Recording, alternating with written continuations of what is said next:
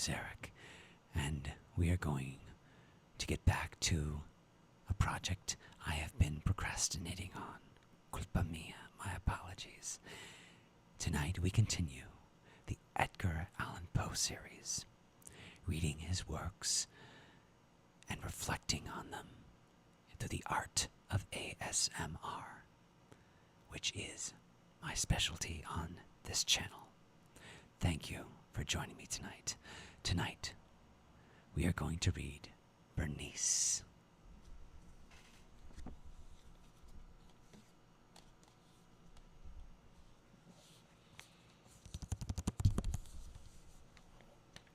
Berenice. Does anybody recall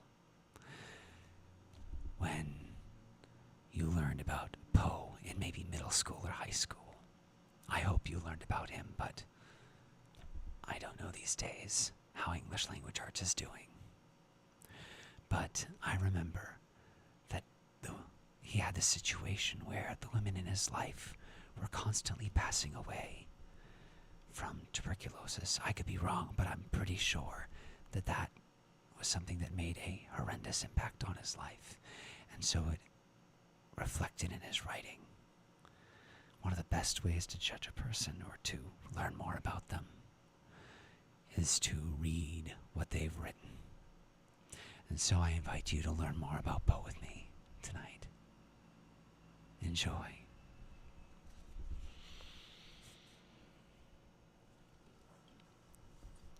Berenice.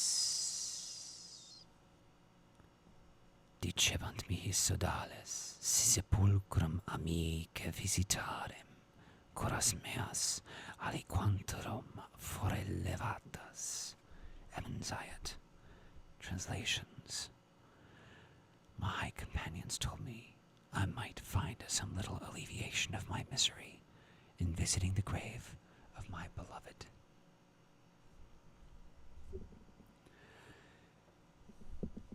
Misery is manifold, the wretchedness of earth is multiform, overreaching the wide horizon, as the rainbow its hues are as various as the hues of that arch, as distant too, yet as distinct too, yet as intimately blended, overreaching the wide horizon as the rainbow. How is it that from beauty I have derived a type of unloveliness, from the covenant of peace, a simile of sorrow? But as in ethics evil is a consequence of good, so in fact out of joy is sorrow born. Either the memory of past bliss is the anguish of today, or the agonies which have their origin in the ecstasies that which might have been. My baptismal name is Aegeus. That of my family I will not mention. Yet there are no towers in the land more time-honored than my gloomy, grey, hereditary halls. Our line has been called a race of visionaries, and in many striking particulars, in the character of the family mansion, in the frescoes of the chief saloon, in the tapestries of dormitories, in the chiseling of some buttresses in the armory, but more especially in the gallery of antique paintings, and the fashion of the library chamber, and lastly, in the very peculiar nature of the library's contents, there is more than sufficient evidence to warrant the belief. The recollections of my earliest years are connected with that chamber and with its volumes, of which latter I will say no more. Here died my mother. Herein was I born. But it is mere idleness to say that I had not lived before, and that the soul has no precious existence. You deny it? Let us not argue the matter. Convinced myself, I seek not to convince. There is, however, a remembrance of aerial forms, of spiritual and meaning eyes, of sounds musical yet sad, A remembrance which will not be excluded, a memory like a shadow, vague and variable, indefinite, unsteady, and like a shadow too, in the impossibility of my getting rid of it, while the sunlight of my reason shall exist. In that chamber was I born, thus awaking from the long night of what seemed, but was not, a non-entity, at once into the very regions of fairyland, into a palace of imagination, into the wild dominions of monastic thought and erudition. It is not singular that I gazed around me with a startled and ardent eye, that I loitered away my boyhood in books, and dissipated my youth in reverie. But it is singular that as years rolled away, and the noon of manhood found me still in the mansion of my fathers, it is wonderful what stagnation there fell upon the springs of my life. Wonderful how an inversion took place in the character of my commonest thought. The realities of the world affected me as visions, and as visions only, while the wild ideas of the land of dreams became in turn not the material of my everyday existence, but in very deed that existence utterly and solely in itself. Berenice and I were cousins, and we grew up together in my paternal halls. Yet differently we grew. I ill of health and buried in gloom. She fragile, graceful and overflowing with energy. Hers the ramble on the hillside, mine the studies of the cloister. I living within my own heart, and addicted body and soul to the most intense and painful meditation.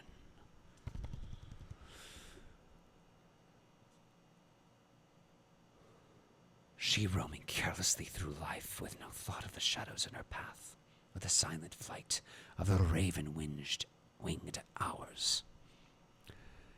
Wouldn't that be nice if winged were pronounced winged? Berenice! I call upon her name, Berenice. And from the grey ruins of memory 1,000 tumultuous recollections are startled at the sound. Ah, vividly is her image before me now, as in the early days of her light-heartedness and joy. Oh, gorgeous yet fantastic beauty! Oh, sylph amid the shrubberies of Arnheim! Oh, naiad among its fountains! And then all is misery and terror, and a tale which should not be told. Disease, and fatal disease. Fell like a simoom upon her frame, and even while I gazed upon her, the spirit of change swept over her, pervading her mind, her habits, and her character, and in a manner the most subtle and yet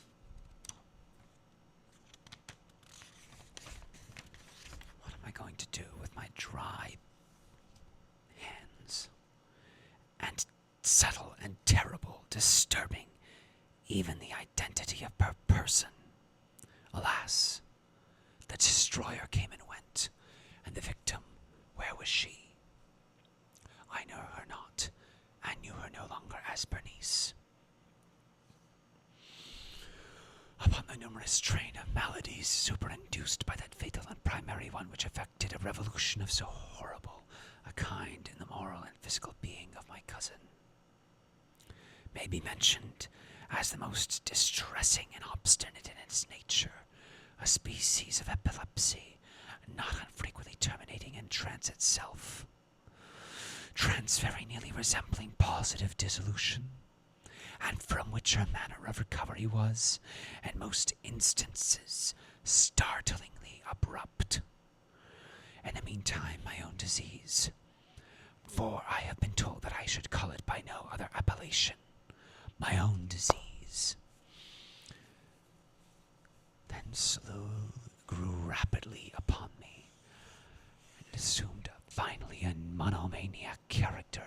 of a novel in extraordinary form, hourly and momently gaining vigor, and at length obtaining over me the most incomprehensible ascendancy.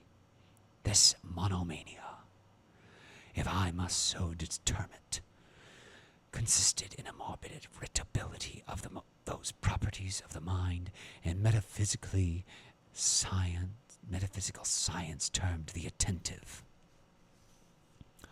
It is more than probable that I am not understood, but I fear indeed that it is in no manner possible to convey to the mind of the merely general reader an adequate idea of that nervous intensity of interest with which, in my case, the powers of meditation, not to speak technically,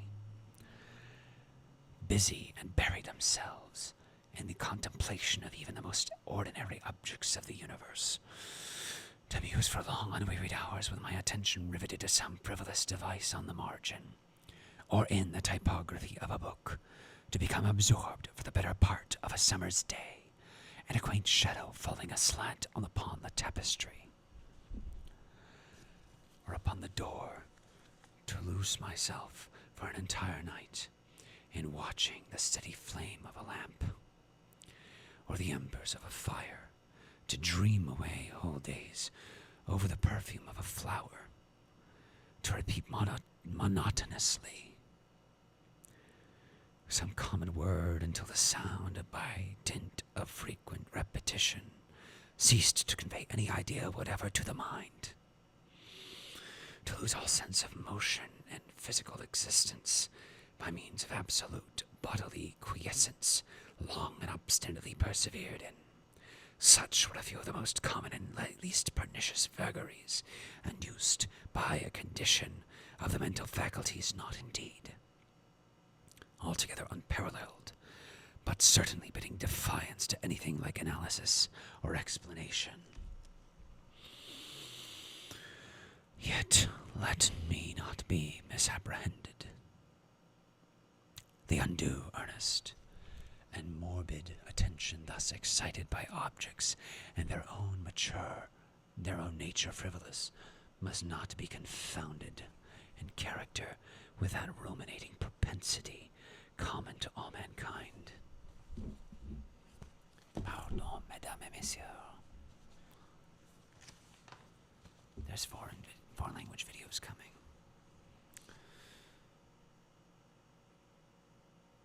It was not even, as might be first supposed, an extreme condition or exaggeration of such propensity, but primarily and essentially distinct and different. In the one instance, the dreamer or enthusiast, being interested by an object usually not frivolous, imperceptibly loses sight of this object in a wilderness of deductions and suggestions issuing therefrom, until at the conclusion of a daydream often replete with luxury, he finds the incitamentum, or first cause, of his musings entirely vanished and forgotten. Effectively vanquished, give me credit.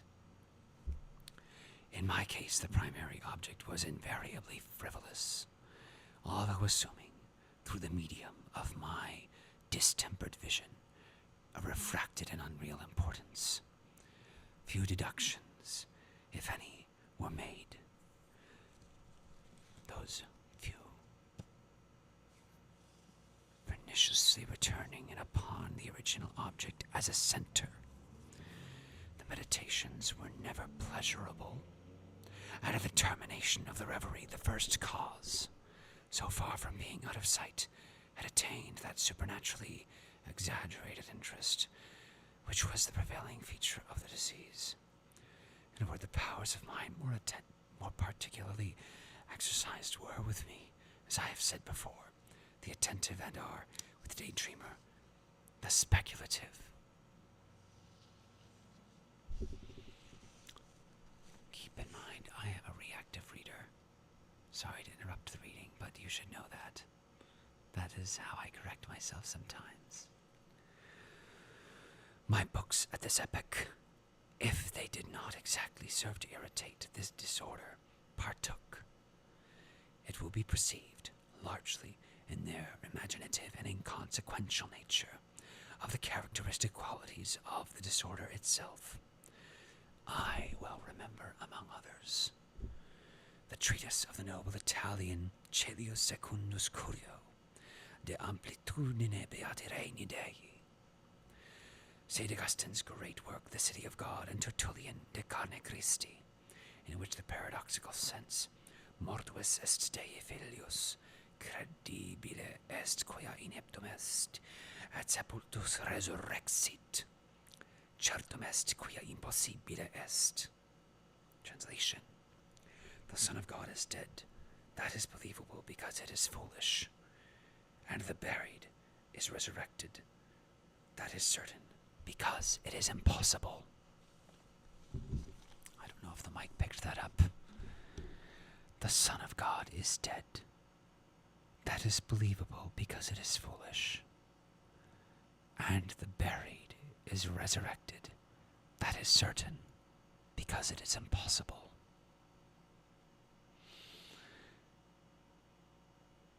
Occupied my undivided time for many weeks of laborious and fruitless investigation. Thus it will appear that, shaken from its balance only by trivial things, my reason bore resemblance to that ocean crag spoken of by Ptolemy Hephaestion, which, steadily resisting the attacks of human violence, the fierce fury of the waters and the winds, trembled only to the touch of the flower called asphodel. And although to a careless thinker it might appear a matter beyond doubt that the alteration produced by her unhappy malady and the moral condition of Berenice would afford me many objects for the exercise of that intense and abnormal meditation whose nature I have been at some trouble in explaining. Yet such was not in any degree the case. In the lucid intervals of my infirmity, her calamity, indeed, gave me pain.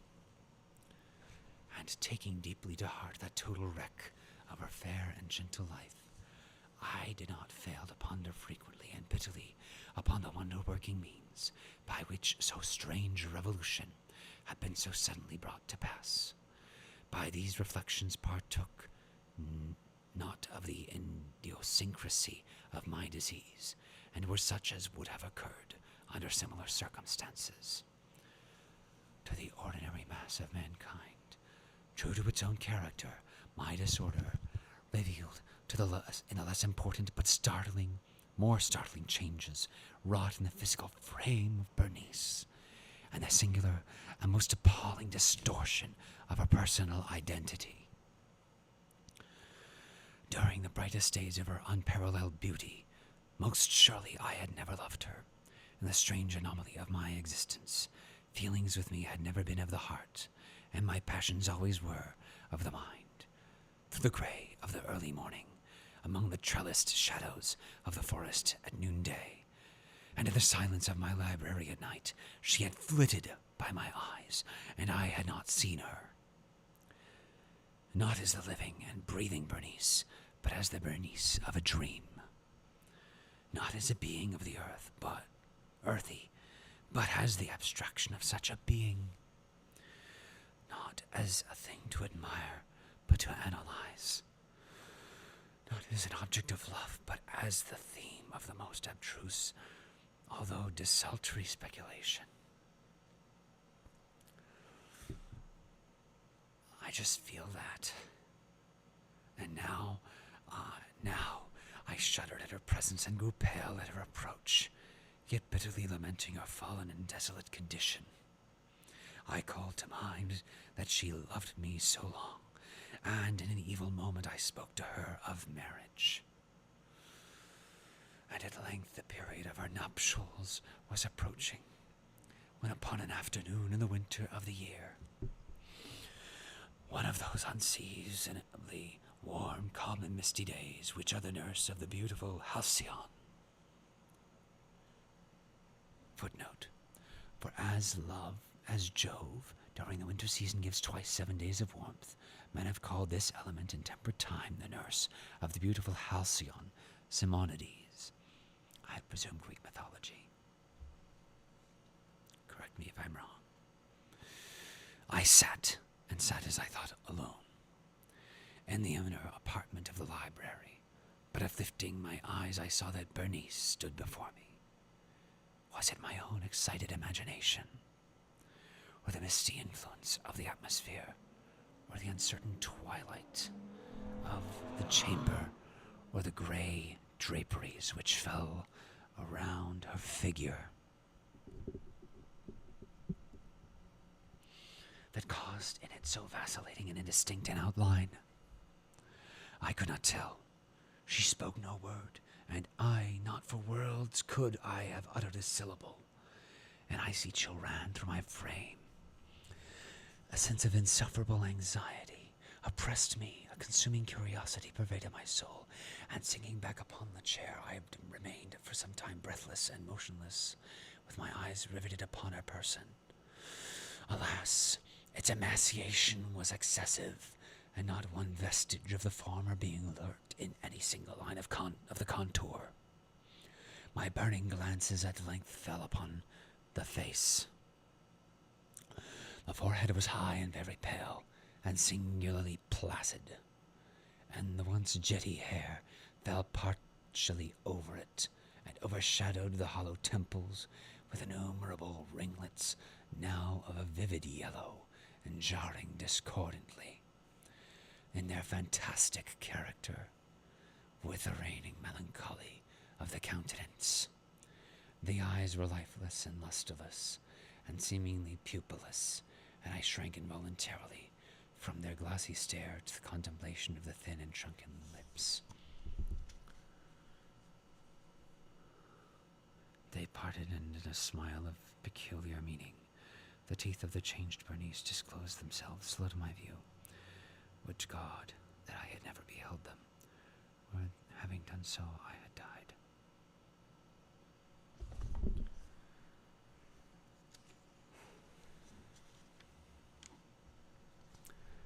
The shutting of a door disturbed me, and looking up I found that my cousin had departed from the chamber. But from the disordered chamber of my brain had not, alas, departed, and would not be driven away, the white and ghastly spectrum of the teeth. Not a speck on their surface, not a shade on their enamel, not an indenture in their edges. But what that period of her smile had sufficed to brand in upon my memory.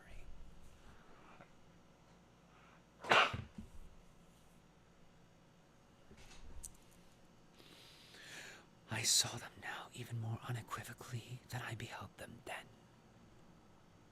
The teeth. They were here, and there, and everywhere invisibly and palpably before me. Narrow, long, and excessively white, with the pale lips writhing about them, as in the very moment of their first terrible development. Then came the full fury of my monomania, and I struggled in vain against its strange and irresistible influence. In the multiplied objects of the external world, I had no thoughts but for the teeth. For these I longed with frenzied desire. All other matters and all the different interests became absorbed in their single contemplation. They alone are present to the mental eye, and they and their sole individuality became the essence of my mental life. I held them in every light. I turned them in every attitude. I surveyed their characteristics. I dwelt upon their peculiarities. I pondered upon their conformation. I mused upon the alteration in their nature. I shuddered as I assigned to them in imagination a sensitive and sentient power, and even when unassisted by the lips, a capability of moral expression. Mademoiselle Salé, it has been well said, que tous ces pas étaient des sentiments. And of Berenice, I more seriously believed que toutes ces dents étaient des idées, Décidé. Ah, here was the idiotic thought to destroy me. Décidé. For those who don't know French, I want to stop and translate that, or try to. That all feelings pass away is what I think it means. It's 19th century French, so it's a little harder for me. And then of Berenice, he puts a pun on it. That all her teeth are ideas. Décidé. Or but ideas, or some ideas. Décidé. Ah, therefore it was that I coveted them so madly. I felt that their possession could alone ever restore me to peace, in giving me back to reason. And the evening closed in upon me thus. And then the darkness came, and tarried and went, and the day again dawned, and mists of a second night were now gathering around, and still I sat motionless in that solitary room, and still I sat buried in meditation, and still the phantasma of the teeth maintained its terrible ascendancy, as with the most vivid and hideous distinctness. It floated about amid the changing lights and shadows of the chamber. At length there broke in upon my dreams a cry as of horror and dismay, and thereunto after a pause succeeded the sound of troubled voices, intermingled with many low moanings of sorrow or of pain. I arose from my seat, and throwing open one of the doors of the library, saw standing out in the antechamber a servant maiden all in tears, who told me that Berenice was no more. She had been seized with epilepsy in the early morning, and now, at the closing in of the night, the grave was ready for its tenant, and all the preparations for the burial were completed.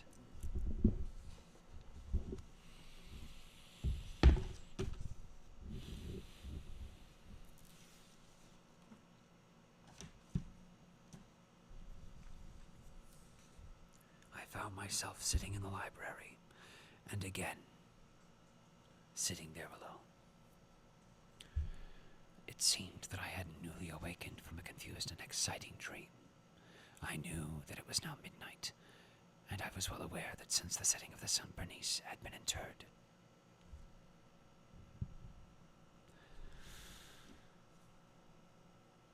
But of that dreary period which intervened, I had no positive, at least no definite comprehension, yet its memory was replete with horror more horrible from being vague, and terror more terrible from ambiguity. It was a fearful page in the record of my existence, written all over with dim and hideous and unintelligible recollections. I strived to decipher them, but in vain, while ever and anon, like the spirit of a departed sound, the shrill and piercing shriek of a female voice seemed to be ringing in my ears.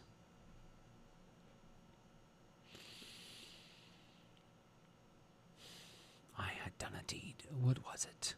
I asked myself the question aloud, and whispering echoes of the chamber answered me. What was it? On the table beside me burned a lamp, and near it lay a little box. It was of no remarkable character, and I had seen it frequently before, for it was the property of the family physician. But how came it there, upon my table? And why did I shudder in regarding it? These things, were in no manner to be accounted for, and my eyes at length dropped to the open pages of a book, and to a sentence underscored therein. The words were the singular but simple ones of the poet Ibn Zayat. Dicebunt mi saudades, si sepulchrum amicae visitarem curas meas, aliquantarum fore levatas. Why then, as I perused them, did the hairs of my head erect themselves on end, and the blood of my body become congealed within my veins? There came a light tap at the library door, and pale as the tenant of a tomb, Emmanuel entered upon tiptoe. His looks were wild with terror, and he spoke to me in voice tremulous, husky, and very low. What city? Some broken sentences I heard. He told me of a wild cry disturbing the silence of the night, of the gathering together of the household, of a search in the direction of the sound, and that his tones grew thrillingly distinct as he whispered me of a violated grave, of a disfigured body enshrouded, yet still breathing, still palpitating, still alive. He pointed to my garments. They were muddy and clotted with gore. I spoke not, and he took me gently by the hand. It was indented with the impress of human nails. He directed my attention to some object against the wall. I looked at it for some minutes. It was a spade. With a shriek I bounded to the table, and in my tremor it slipped from my hands and fell heavily, and burst into pieces, and from it with a rattling sound there rolled out some instruments of dental surgery, intermingled with 32 small white and ivory-looking substances that were scattered to and fro about the floor. And so concludes the macabre story of a man in mourning, even before the death of his cousin, whom he might have had romantic interests in.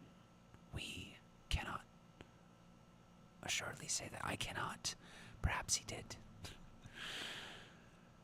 And the morbid obsession he has with the features, and what happens when you lose someone to a disease that takes away so much of you. In this case, so much of your physical and perhaps personal or metaphysical